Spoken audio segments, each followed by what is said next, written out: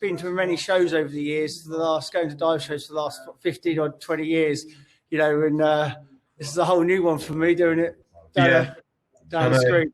It's doing it all right, Lee. Yeah, it's all very good. So, hello, Scuba.Digital 2020. Yeah, hello, Scuba.Digital. Well, let's do the introductions. I'm Alex. I work at Mike's. I'm not in the shop, as you can see. We've got Clinton as well, who's our shop manager. There he is. And then we're also very lucky to have been joined by Simon Harris from Suunto as well. So probably we should just start off by asking Simon to tell us a little bit about himself and what you do for Suunto. Yeah, well, I look after the stores here in the UK. We have a dealer network. I've been around for some time, so I'm sure some of the end users out there watching us, and even some of the trade, would recognise me from many a dive site or dive store around the country. To be found at weekends around the coastlines, exploring some of the great wrecks and sites we've got. Really, I'm a family man. I've got a family at home, so they love it when I go off diving. Or when I come to work on a dive shop in London somewhere. So here we are. No, I think we're getting a comment that the audio is a bit buzzy, and I think it might be because I can still hear Justin in the background. So you might need to tell him to. Okay, so we are in a. Just bear with me. This is live from a busy London shop. Indeed. So I don't have to do anything here to change my. No, I think you're okay. Yeah. So we are in a live environment. We have asked the other. We have a relatively busy store. We have 6 people in at a time today. Right. So, good that we have actually got people in. Just told them to move down a bit. So I think what we decided we were going to have a chat about was decompression and dive computers, and obviously specifically Suunto. Yeah. And then I think what we'll probably plan is to do about half an hour or so, just having a chat about this. And then I think we've got you again, Simon, haven't we, at 1 o'clock, to then just talk about how you go about choosing a dive computer. Yeah, for sure. So I guess a good first question would be what's the sort of the basics, like how does a computer actually track your decompression? Well, I suppose we want to go back to we've all hopefully undertaken some sort of tuition for scuba diving, or certainly have an understanding of where we start off at tables, and that's used to be something that was always taught to students, and it was really a representation of how long you can stay at depth and for how long. So these are sort of key pieces of information we need to understand when we're diving. Obviously, when we go underwater, breathing air, we take on lots of nitrogen from the air, which sits in our tissues. And what we need to make sure is we need to understand how the tissues are reacting with this, and we have fast tissues and slow tissues. So the computers need to be able to handle that. Suunto's been making computers now really since the 80s. The company's been around since 1936. We made the first digital dive computer back in the 80s, I think it was 83, and it was a basic computer which essentially just used, it was almost like a digital table really. And obviously as the need and the taste for more diving was progressed, we needed a system that could track that better. So in came, for the last sort of 30 years, we've been pioneering what we call the RGBM, which is our reduced gradient bubble model. And this was really a model that obviously was in all Suunto computers, and it was designed to be able to track many types of diving, for anything from multiple dives, altitude dives. So I guess that was a real thing, wasn't it? The kind of the multi-diving stuff, because people used to obviously have to use tables, before computers came along, didn't they? And I guess what was the sort of big disadvantage of using a table versus a dive computer? Well, I think we probably all, certainly I was, believe it or not, I've been around long enough to be taught on tables, but it was always that you always have to assume you'll be diving to the deepest part of the dive for the whole dive. So essentially, depending on where you're diving, unless you're diving on a wreck, which quite often the wrecks are on the flat bottom, flattish bottom, but quite often you almost got penalised. You'd obviously quite often you'd have to assume that you'd be diving for 20 meters for 20 minutes or half an hour, crawling along the seabed, for the entirety of the dive. Yeah, and actually, really, what happens is you drop down, you drop into the water. I guess diving practices, you would like to think you drop into the deepest part of your dive first, and you might spend a few minutes there exploring the wreck and looking at all the great stuff that you've got to see here. And then you'd progress through the dive and possibly get shallower and shallower. And obviously a table wouldn't be able to give you that credit back, if you like, whereas with a computer, it can track every part. It can take a sample, every couple of seconds. It can actually take a position in the water where you are to give you a true feedback of how much nitrogen is in your body. Yeah. So I guess to sort of say how a computer can track your decompression, well, you have various components in the computer to do that. Obviously sensors and such like. Obviously you need to have power there as well, but it also needs almost like if you like a brain, which we call an algorithm, and obviously we use the RGBM and variants of. Yeah. So the RGBM is a bubble model, I'm right in thinking, isn't it? Yep. Whereas what were the original dive tables? What sort of, how did they do compression? More the original table really is a lot of the fundamental research was done 100 years ago, and it was just more through very rudimentary tests, and obviously, I think I feel sorry for the guys back in the 60s of these military divers who were just getting put in the water, and are you all right type of touch. Since then, obviously, we've advanced massively in science and technology, so we can work out, we can use things theoretically, but obviously with the Suunto, when we've been developing the RGBM, we've actually done thousands upon thousands and thousands of dives hours on these computers. So you can rest assured that in every Suunto computer lies most up-to-date pioneering research that's been going on for a long time. I think that's a really sort of valid point, isn't it, as well, is it's like the amount of actual hours that these computers have been used, isn't it, by both divers and being sort of tested before they come out as well, means that certainly for I guess a recreational diver, there's just a huge kind of margin of safety, isn't there, really, in terms of just like how tried and tested this algorithm is. This is something we obviously you may or may not know, but Suunto, it's a Finnish company. Our testing ground, although we have our own especially built factory, our testing ground is cold, dark, deep mines, and these computers are tested, physically for hours and hours on end, hundreds of hours, just on and on and on and on. We then have non-diving testing facilities in the factory. There is a Suunto big hammer, for example. There's a button pusher. There's all sorts of things that we try to replicate what would happen in the water. Yeah. And of course, without, like you say, all these things, there is a safety margin built into computers. And Suunto are very much on the side of safety. We always want to, the RGBM model and being able to track all the various different types of diving will allow you to have hopefully the best experience underwater, to give you the best possible bottom time, whilst giving you the safest ascent time and keeping you safe all the time. There is adjustments within the computers you can make, so you can, depending on, obviously if you're going to be diving in the UK or anywhere where the water's a little bit more temperate, you can adjust the computer to make it more conservative. Why would you need to make it a little bit more conservative for kind of colder water? So if you're your body, once you go underwater, your body is affected massively by changes and things you can do before diving can also have an effect whilst you're underwater. So your general health and fitness level, your hydration level, your, if you've had a late night the night before. No diver would do that. All sorts of things.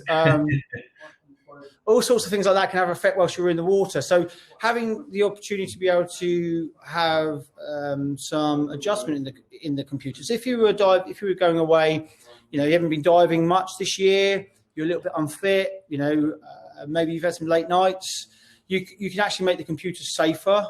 You can make it a little bit more conservative, which will basically just mean you'll give you a slightly shorter bottom time and give you a bit more time on your safety stop. This could be advantageous just to give you peace of mind for yourself, obviously to keep you safe under the water. If you're diving somewhere very warm, like some of our local sites here in the UK can be, and you're super fit. A bit like you, Alex, super fit, young guy, svelte. You can maybe put the computer out to a little bit less conservative rate, and enjoy the fruits of that also. Absolutely. To tailor it to your own self, really. So we've actually had some questions popping up here. So there's one from Lauren Riley, which is quite a good one. She's saying, why do Suunto use their own RGBM versus others who stick with Bullman? Curious to know where each has their pros and cons. So Bullman's been around for a long time. What the nice thing about the RGBM uses a continuous modelling system. So essentially, when it brings you up from the dive, it brings you up in a nice, almost a continuous fashion. So your profile is more of a curve, whereas some of the Bullman software or tables would bring you up in a sort of a more of a stepped. I've sort of seen that in action, actually, where you almost get on a Suunto, you get a sort of like a moving ceiling, don't you? When you do your decompression, it's just gradually sort of moving up. That's right, and we use an ascent rate. We use an ascent rate of 10 meters per minute, which is very slow, nice and slow. And essentially, when you're coming up off a majority of dives, and I'm not saying all dives are like this, but majority of non-decompression dives, you're able to finish your dive in a nice, safe manner, and then as you ascend, what you'll find is your window, if you like, on the computer will just keep you in the optimum place, which will just keep will just ensure the soft tissues and hard tissues are off gassing at the perfect rate, really. So we went down. Suunto, it's a brave move 30 years ago to go out. We started off a long time ago using other algorithms, but through a relationship with the late great Bruce Winke, who's fortunately passed now. He was a brilliant scientist, and we've developed this RGBM, which is a great system for us. However, we are interested in consumer feedback, so we're always open to changing direction and twisting things if needed. And I think it's probably kind of it's one of those interesting ones, isn't it? Where certainly I think for probably the majority of divers, like a recreational diver, the difference between how an RGBM sort of tracks their no stop limit, if you like, versus how a computer using a Bullman probably doesn't produce a particularly massive difference in the amount of no stop time that they're able to have. In a way, sometimes a lot of those kind of differences might come in more at that sort of technical kind of level. So it's almost, I guess, I suppose what I'm trying to say is that for somebody who maybe is kind of has heard that maybe Bullman is better or something like that, the reality is that from a recreational point of view, it just makes very, very little difference. I don't know if you agree with that. Yeah, I would say for most, again, I would totally agree with what you just said. We generally trying to make the dive as safe as possible. So if I've had the feedback, your computers are too conservative.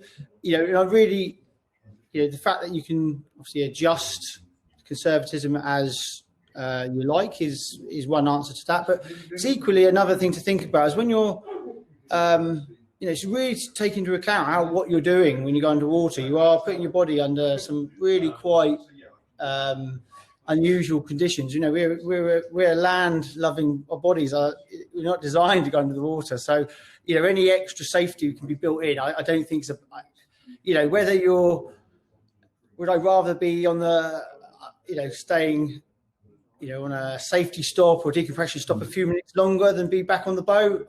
Yeah. I mean, I don't, Yeah, and I also think it's, again, it's how you set those conservatism factors, isn't it? I've certainly used computers recreationally running a Bullman algorithm that have been much more conservative than a Suunto, on the standard setting, So I think a lot of it is into how you sort of change. As I said earlier, we're open to change and evolving, and our latest algorithm, which is the Fused 2, which is just gone into, essentially was obviously launched with our D5, which was launched last year, which is the watch I'm wearing here, which is a really great multi-sport sort of mid-level computer. That's now we've released a software update for the Eon Core, which you've just seen flash up. And that actually has a bit more of an aggressive algorithm, which, if you're going to be doing repetitive deep diving, it does give you a bit more bottom time in that respect. So it is something we've changed. Just the fact of people wearing a computer is better than not wearing a computer, for sure. Yeah. I sort of remember, I'm going to paraphrase somebody here, but I always remember reading, I think on a forum somewhere, that tracking decompression is like measuring with a micrometer, marking with chalk, and cutting with an axe, which I always thought was quite a good idea. And it's, there's been over the years, there's, people do suffer from DCS, and just because you wear a computer doesn't mean you're not going to get. I know it sounds insane, but we have you do get these sort of comments. It doesn't make you invincible. You need to read the instructions. You need to know what the screen is telling you in the water. Certainly, what we find with some of the feedback we get from our customers is that the screens are very clear on our computers, and the key pieces of information are just where you want them when you want them, and that's something. You're not going diving to look at your equipment, and this again is another comment I get when I speak to people about diving. There's a lot of time spent on what the equipment does whilst you're underwater, rather than actually the activity you're doing. I love to, diving for me is a fantastic part. I just love doing it. Just think about one thing for an hour. It's just. We've had another question from Ian Tonks, and he has said that there's been a rumour for quite a while that there will be new firmware for the Eon Steel that will allow additional algorithms. Is there any truth in this? Yeah, there is definitely truth in that. We're expecting it very soon. I can't really give you a fixed date, but it is definitely the rumour is correct, Ian. Okay. Thank you. Absolutely. So you talked a little bit about the D5. That's obviously kind of came out last year. What's the sort of, I guess, like, what is the how does that kind of differ, I guess, from the Eon range? Because I suppose those are your kind of like main lines, aren't they now? So we have within the Suunto range, we have a range of watch style computers, which the D5 is the latest addition to, which is on my wrist. I appreciate the it's not in the flesh. We have the D series watches. We have what we class as big face computers, which are things like the Zoop and the Viper, which are like our entry to market computers. We have Eon Cores, and then we have, which are color screen. So the D5 really is taking the latest technology. So it really was our first color screen watch computer. So we've had D4s and D6s and D9s and DXs and whatever for some time. But what we really wanted to do with the D5 was bring in the color screen because we, as you know, the Eon Steel was launched back in 2015, I believe. Won an innovation award, product of the year, won loads of awards. It was great. We then brought out the Eon Core a couple of years later, which was a very similar. That's a very similar workings to it. The main difference, we brought the Core out, which was a slightly lighter body, slightly smaller battery life, shorter battery life, just a bit of a lighter model. But the running gear inside is quite similar, and we needed something really to complement the watch range. And people now, we want rechargeable watches, we want notifications, we want all these sort of things in our watches.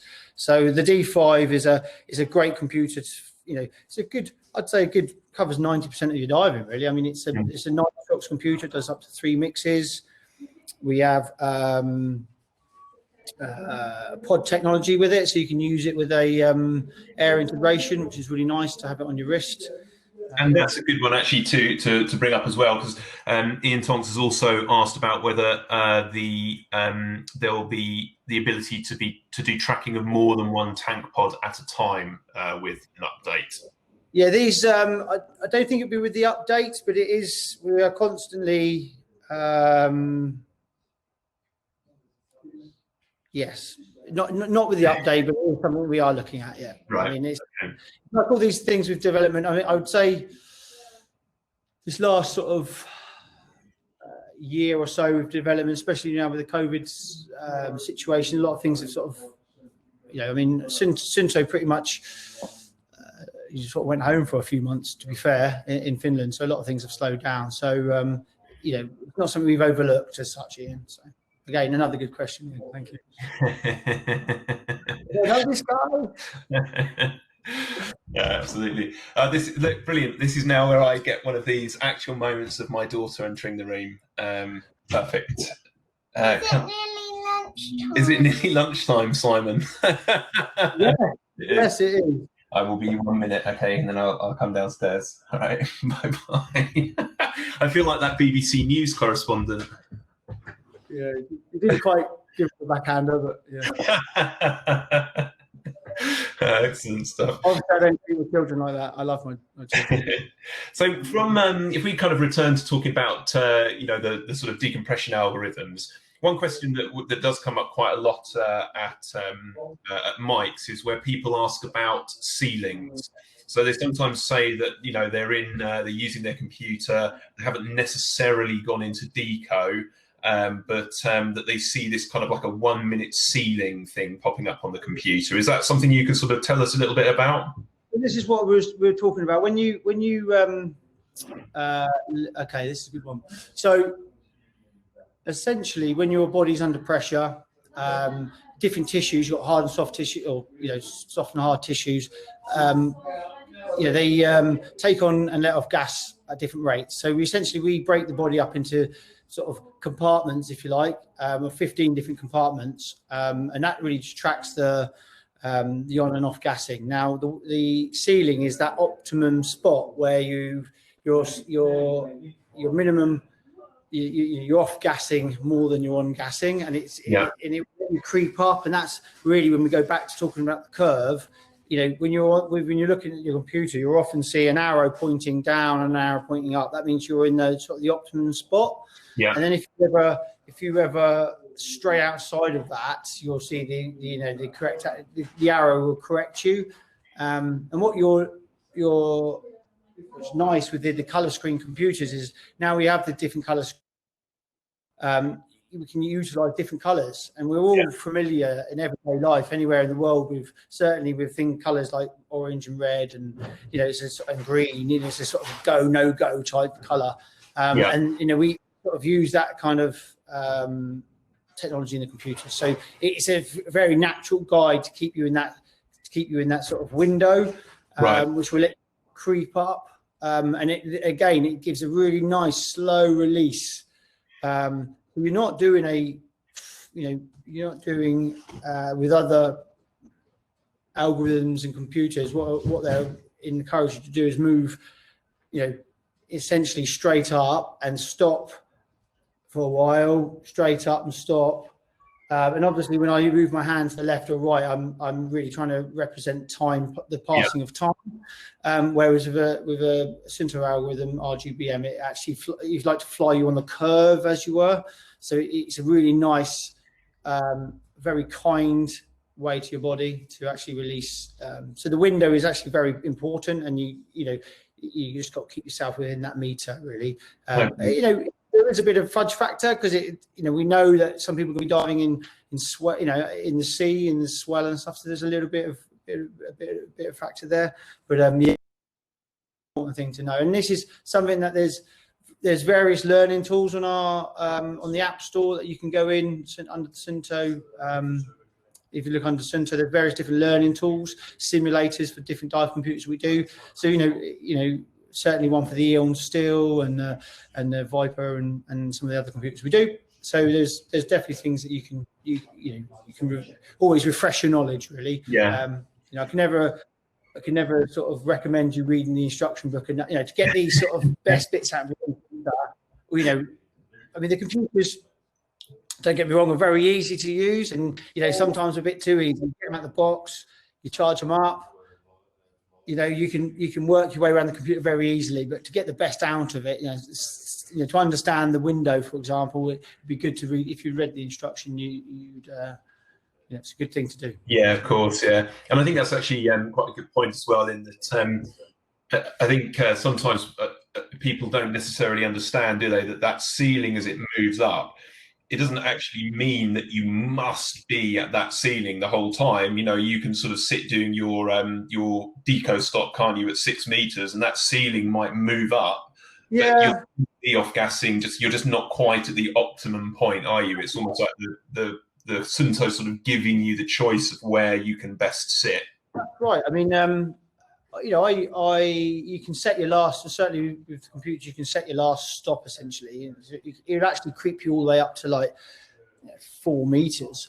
So, and I think depending on who you are and what you're diving in, you might find it more comfortable if you're in a rough sea or your buoyancy is you're having one of those days where you can't quite get it right. You might feel more comfortable sitting at 6 meters to give you that bit of fudge factor. The computer's still decompressing, but not at its optimum rate. Yeah, absolutely. So it's only a guide, I mean, it's the computer, when you start to sort of violate it, if you like, will make it very clear to you by flashing lights, vibrating modes, alarms that it's not happy. And then equally, if you ascend past where you're meant to, you've actually got about 3 minutes to get back to that depth. So you've got 3 whole minutes, which is a massive amount of time in an ascent. I mean, if we're talking about you can move 10 meters every minute. 3 minutes is a lot of time that you can. You can sort of return and sort of rescue the decompression. So to speak. Well, I mean, it's normally people just ascending a little bit too much. If you're getting to that sort of stage where you're looking at that sort of decompression, you should probably be fairly accomplished, I would say. Well, yes, that's right. And I think, you should probably be padding your deco if you violate a stop, regardless anyway. But yeah, we had another question from Lauren. I don't know whether this is actually something you can answer. She's just asking why Suunto stockists no longer sell the transmitter replacement battery O-ring packs for us to change at home. Does that okay, so we recommend you take it to an L1 centre, which is a recognised service agent. I think amongst anything, I mean, I don't know why you wouldn't want someone else to do it. Obviously, you're breaking the seal of what was a waterproof garment item, with full of electrical components. So yeah, I think it's more just for us to keep the control of it, really. So if there's any problem, the problem's on us and not on the customer, really. Yeah. So absolutely. And so to sort of wrap things up a little bit, how we've sort of been talking to a lot of people about UK diving, with the kind of the COVID situation and traveling the moment. We're really trying to kind of encourage people to get into local diving. You obviously do loads of UK diving. So yeah, I just wondered if you could tell us about some of the best places. What's your kind of favourite place to go dive in the UK? Well, I know it was really funny. Obviously, working in the industry and being your hobby, you diving a lot, and it's lovely to get out on the sites and stuff, and you sort of can live it. But over the lockdown, it was really funny because it really built up this sort of need to get back in the water. You almost feel like you're drying out. Really built up. And, I remember the me and my mate, my buddy. He's actually one of the other guys in the industry, but he lives quite close to home. And we've been like sort of waiting for this lockdown to lift. And it felt like within minutes of the lifting, we were in the car driving down to Bezel Beach, which is down near to my house in Weymouth. And it's a dive that I remember doing when I first kind of got into diving. And it's a really steep, stony beach, and which actually means you get really good visibility there. But you just got to walk up this big beach, which is there's a little bit of you've got to do a little bit of work to get the gain, and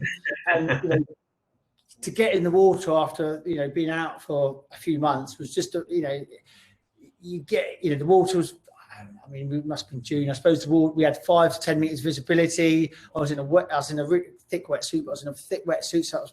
So obviously I felt walking down the beach in a wetsuit is a lot easier than walking down in a dry suit. And the fish life was amazing, and you're with your friends, and it's just a great, I do love UK diving. Yes, there's times when, the weather's bad and the wind's this and whatever, but this is what we do it for. It's the fun once you get there. I mean, anywhere sort of along that south coast is great. It's susceptible to winds and stuff, but we're also fortunate now that we've also got loads of inland sites. In the years gone by, we only really had one in the sort of Midlands and one in the north. And now we're lucky enough to have inland sites within an hour, pretty much, of everywhere. You can go to an inland site, so you can certainly get into diving.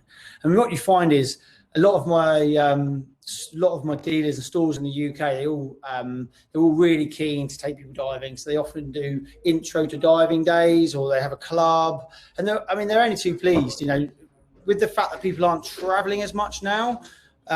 Just because of the gateways getting back. I mean, the demand is still there. People still want to go diving.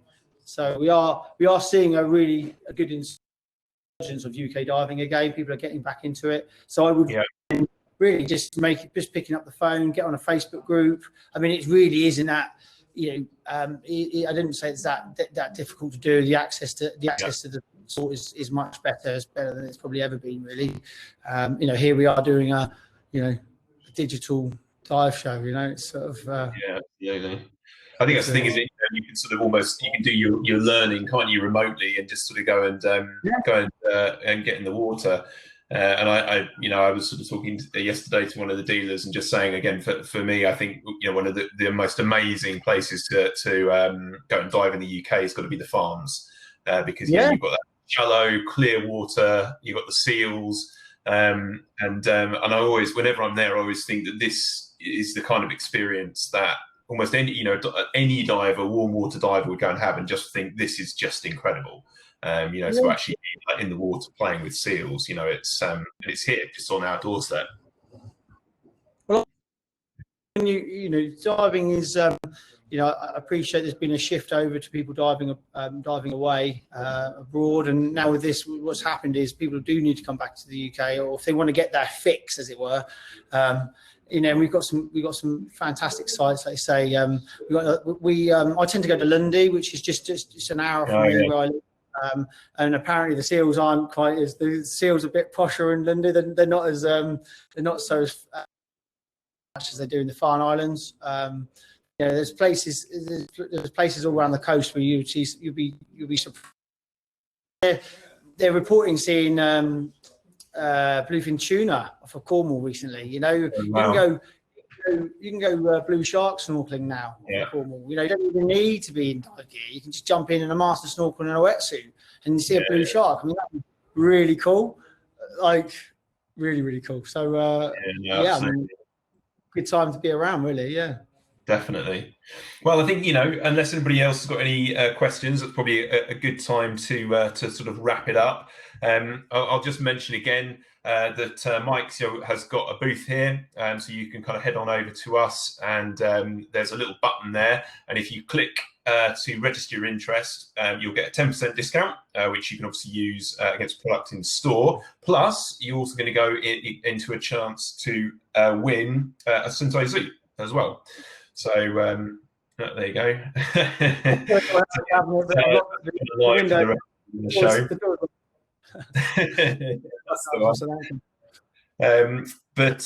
Yeah, that's so yeah, head on over there and check us out. And then I think we are going to be back here in around about half an hour or so for another chat with Simon, just talking actually about, you know, the computer range, how you go about choosing a dive computer depending on the sort of type of diving that you're doing.